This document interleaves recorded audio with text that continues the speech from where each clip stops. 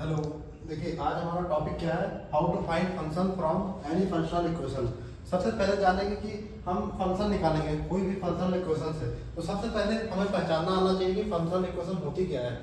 Functional equation देख के हमको पता होना चाहिए कि इस इक्वेशन से कोई भी इक्वेशन देख के, जैसे हमारी अलजेब्रिक इक्वेशन क्या होती है, x square plus x plus one.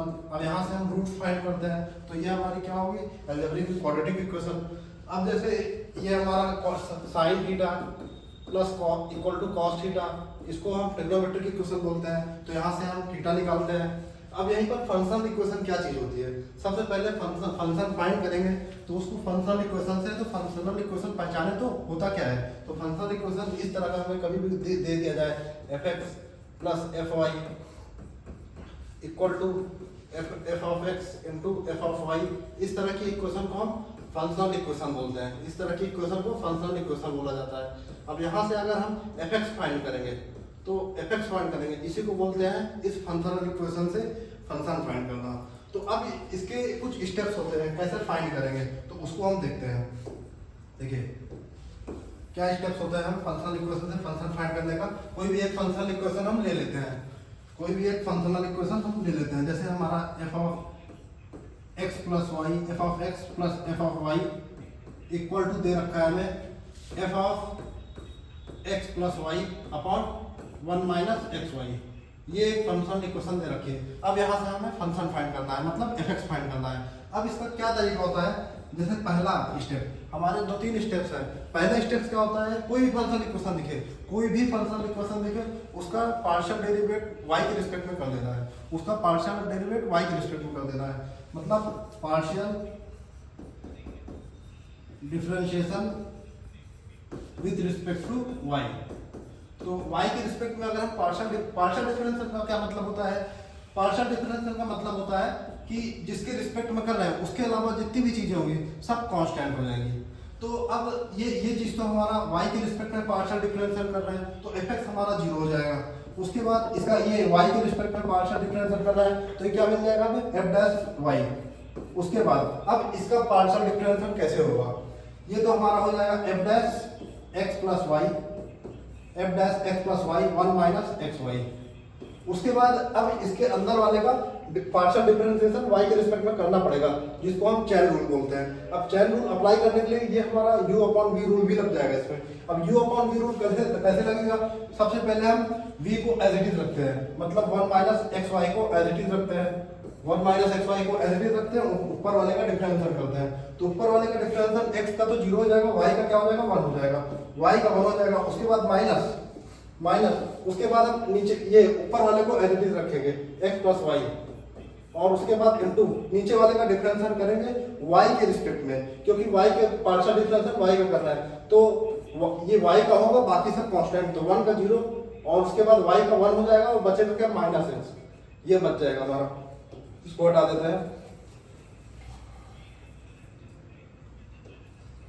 ये हमारा बच गया। उसके बाद divide by upon v square होता है, वी स्क्वायर का मतलब क्या हो जाएगा हमारा, वन माइनस एक्स वाई का होल स्क्वायर।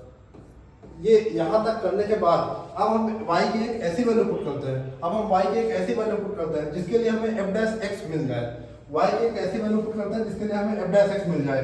तो f डैश x हमें कहां मिल पाएगा, यहां तो f डैश x मिल नहीं पाएगा क्योंकि यहां पर y का टर्म है, यहां से हमें f डैश x मिल सकता है। तो y का वैल्यू यहां पर सोचेंगे क्या पुट करें कि f डैश x मिल जाए, सेकंड स्टेप होता है। तो y की वैल्यू यहां पर जैसे ही 0 पुट करेंगे दिख रहा है तो हमें f डैश x मिल जाएगा। तो put y equal to 0, y equal to जैसे 0 पुट करेंगे तो हमें f डैश x मिल जाएगा।